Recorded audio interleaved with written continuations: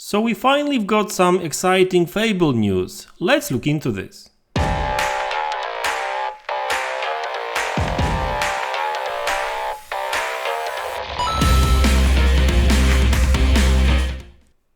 Hey guys, welcome back to the channel. So there hasn't been any major Fable news for a while now, well, at least until yesterday. Now we all know that Playground Games is working on this game. I mean, they've been working on this game for a while now. We know that they will be using the same game engine that Forza Horizon and Forza Motorsport is using. So at least we know that the graphics wise, this game is going to be pretty, right? I mean, yes, that game engine is pretty powerful. Just look at Forza Horizon, and Forza Horizon 5 is not even a proper next-gen game and it looks stunning, right? So just imagine how this, well, both Forza and Fable games going to look like when they will be transferred to the proper next-gen turn 10 game engine, right? But anyway, I'm not here to talk about that game engine. I'm here to talk about the latest Fable news, and we've got some, and that's all courtesy of Jason Schreier, okay? So he tweeted out yesterday that Eidos Montreal, which remains intact, cancelled the Stranger Things inspired Kids on Bikes game that was rumored recently. They are now working on 1. a new IP, 2. a new DSX game, which is very early in development, which is great news of course, and 3. co-dev partnership with Xbox, including Fable. So obviously the third point is very interesting because, well, there's kind of two news, right? They talk about co-dev partnership with Xbox. So it sounds like it's a general partnership with Xbox, not necessarily just for Fable, and it includes Fable. So sounds like Eidos Montreal is not only working on Fable, they probably are working on some other Xbox games as well. So it's kind of interesting. I would love to know what other games they are helping Xbox with, right? Now, I've seen some different takes on this, right? I mean, some people obviously say, oh, what the hell is wrong with Xbox? They can't make their own games, right?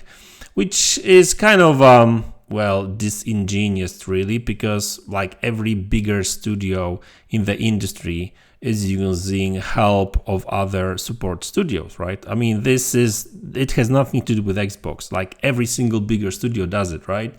Even Sony games, even Naughty Dog or Santa Monica are using external support studios to help them with some work, right? And looks like that's no different with Xbox. They are, obviously using some third-party external studios to help them with their IPs. Now, I would love to know what sort is that team a big team and that kind of stuff.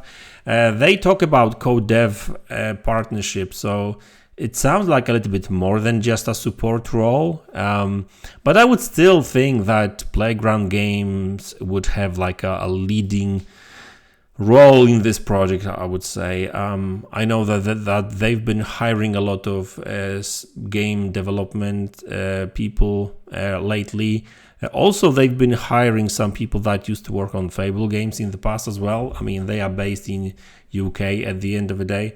So, yeah, that's very interesting. And another thing which kind of makes this very interesting is that this is another studio which has been bought by Embracer Group that Microsoft is actually working with, and basically, these studios are helping them out with developing games. I'm talking about like Crystal Dynamics, which is working with Xbox on Perfect Dark, and now we've got Eidos Montreal, which is actually working with Xbox on Fable. Now, obviously, I don't think that this particular project is as big as the Perfect Dark, and I'm not talking about even the whole project, because all I'm saying is that the help that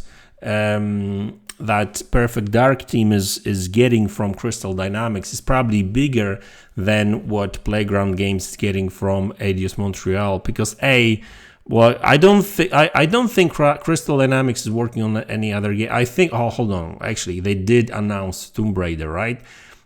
So I don't know, like, but obviously the partnership that Xbox made with Crystal Dynamics, I mean, was all over the place, basically, right? Xbox, Microsoft announced it, Crystal Dynamics announced it, but this one is just like everyone is pretty much hush-hush about it. So I'm not even sure if this is a big team of people helping them out, but hey, I don't know. I don't have all the details. And that's all what we actually have got so far. Maybe there will be some more information on that, so if we get that, I'll let you know, guys. But yeah, like I said, this is nothing unusual, I would say. And by the way, remember that Playground Games, that second team that is working on Fable, is still a growing team, right? So it's not really a big surprise that they actually help, somebody else is helping them out a little bit. Just like with that other studio that is working on the initiative that is working on Perfect Dark. They are a small studio as well, so they need help. They need external help.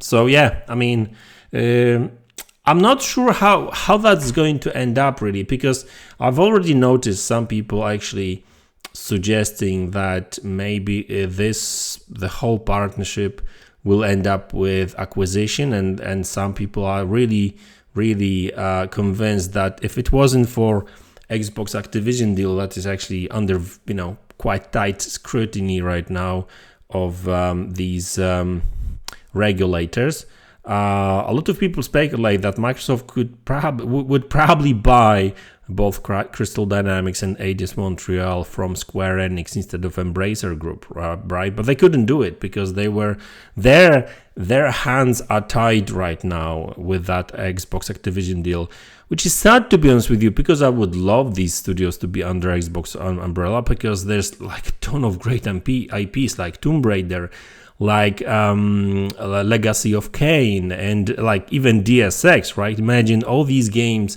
being in the Game Pass one day, and so we'll see how that goes. Some people even speculate that maybe Embracer Group will sell these studios later on. I'm not really so sure about that, but because like it would make it, what kind of business would that be for them, to be honest with you? I don't really see any major reason to do that. But maybe Xbox will do some deals, put some new games in Game Pass. Why not? Like DSX, Tomb Raider.